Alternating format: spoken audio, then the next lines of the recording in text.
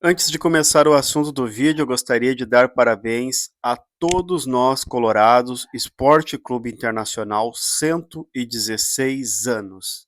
O clube do povo do Rio Grande do Sul. Bom, na história dos títulos do Inter, dos maiores títulos do Inter, nós sempre tivemos os grandes centroavantes, os atacantes, os homens gols, né? Década de 70, nós tínhamos Dada Maravilha, nós tínhamos Claudio Miro, né? Claudio Miro. Nós tínhamos, nos anos 90, Christian, né? Christian, que fez muito sucesso no Internacional. Naquela época, onde existia um vestibular para ser travante, né? Ali em 90, finalzinho de 96 para 97, o Inter chegou a fazer aí um vestibular para ser travante, para ver quem seria a dupla de ataque com Fabiano Cachaça. E aí, até na época, o Washington, né, jogava no Inter, né, e tal, e outros centroavantes que eu não me lembro. E por fim, Christian e Fabiano, a dupla que deu certo, nosso Bebeto e Romário dos anos 90 no Esporte Clube Internacional. Então, sempre na história do Inter, assim, grandes conquistas, grandes títulos, nós tínhamos o homem gol, né? Nos anos 2000, Leandro Damião, né? Leandro Damião, que não tinha nem base, que veio da várzea, né?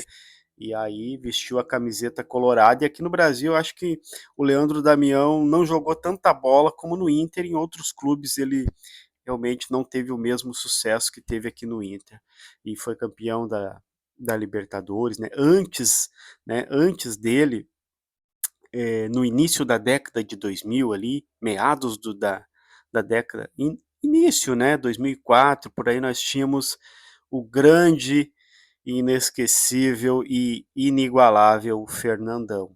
Fernandão que chega, né, num domingo, ou perdão, chega numa quarta-feira da França, e aí no domingo tem o Grenal e a expectativa daquele Grenal era, vamos ver quem fará o gol 1000 e quis o destino. Quando o cara é predestinado, quando o cara tem estrela, não adianta, né? Aí Fernandão fez o gol 1000 do Grenal. Fernandão predestinado, campeão do mundo. Então o Inter foi campeão da Libertadores, né? E nos anos 90, no início dos anos 90, o grande Gerson, né? Que nos deixou aí vítima de uma doença aí que na época ela era muito difícil aí a pessoa sair dessa vítima do vírus aquele, né, gente? Infelizmente o Gerson nos deixou. Gerson foi um grande centroavante, parece que ele é o maior centroavante, ele é o maior goleador da Copa do Brasil, né? Então, o Gerson na Copa do Brasil, Fernandão na Libertadores, de 2006, Gerson 92, Fernandão 2006, Christian 97, né? O Inter fez uma boa campanha no Brasileirão ali e ganhou o Campeonato Gaúcho. Nós tínhamos Leandro Machado, que pegou um Inter ali dos anos 90 meio complicado, muito complicado, mas nós sempre tivemos grandes centroavantes, né? E o Inter conquistou grandes títulos tendo homens gols, né? Temos Fernandão, Gerson, Fernandão, Dada Maravilha, tantos outros, né? Centroavantes que fizeram história no Inter. Em 2010, Leandro Damião, e por aí vai, né? Rafael Sobis, né? Enfim. E há muito tempo o Inter não acha esse homem gol. E há muito tempo o Inter não acha esse homem gol. E eu não vejo um time ser campeão, mesmo esse time do Inter sendo ajustado. O Inter tem condições de brigar pela Libertadores. O Inter tem condições de brigar, porque o Inter não enfrentou qualquer time lá na Bahia. O time do Bahia é um bom time. É um bom time. O Inter poderia sair de lá se tivesse o homem gol vencedor. Se o Inter tivesse o homem gol e nos pés do Vitinho, nos pés de Wesley, o Inter perdeu chances, assim, claras, né, de sair do estádio lá da Fonte Nova com vitória. Para fazer do Inter um time campeão, tem que ter o homem-gol. E eu torço para que esse homem-gol seja o Valência, o cara que a gente espera a gente sempre esperou que ele fosse, que ele seja agora. Porque o Borré, eu não gosto de pegar no pé do jogador, sabe? Porque aí, mas assim, é o salário que o cara ganha. Se fosse um jogador para compor grupo, se o Borré fosse um jogador para assim, compor o grupo, eu entendo, eu entendo. Mas assim, para compor grupo e entrar de vez em quando e ajudar ali e tal, ser o Coringa e tal, poxa, ele não pode ganhar 1.800.000, ele não pode ser o maior salário do Inter, né? O maior salário tem que ser o cara, e isso nós temos que entender, torcedor colorado. Sabe, nós temos que entender que o cara que ganha o maior salário, ele tem que resolver as coisas para nós. E ontem o Borré saiu no segundo tempo, não resolvendo para o Inter, engessando o ataque do Inter. O Borré está jogando no nome e nós temos que falar essas verdades aqui. Se outros canais não falam, se outros canais têm medo de falar do Borré porque não quer perder inscrito, porque não, a gente tem que falar a verdade, a gente tem que ir na ferida. E hoje o Borré é um cara assim, ó, que se ele pegar a mala dele e ir rumo ao Salgado Filho, ao aeroporto Salgado Filho e ir embora, não vai fazer a menor falta no elenco do Inter, né? Nós temos um garoto ali que pode ser que seja algo a mais, né, no ataque do Inter, que é o Ricardo Matias, que ganha bem menos do que o Borré. Olha, o Borré tá jogando no nome há muito tempo, hein? O Borré, lá no Werder Bremen, lá na Alemanha, ele não era unanimidade, ele era reserva lá. E agora, nós, torcedores colorados, estamos entendendo por que o Borré era reserva lá. Não faz gol. Um centroavante que ganha 1.800.000 que não faz gol. Eu sempre converso com meus amigos e tal, com parentes, né?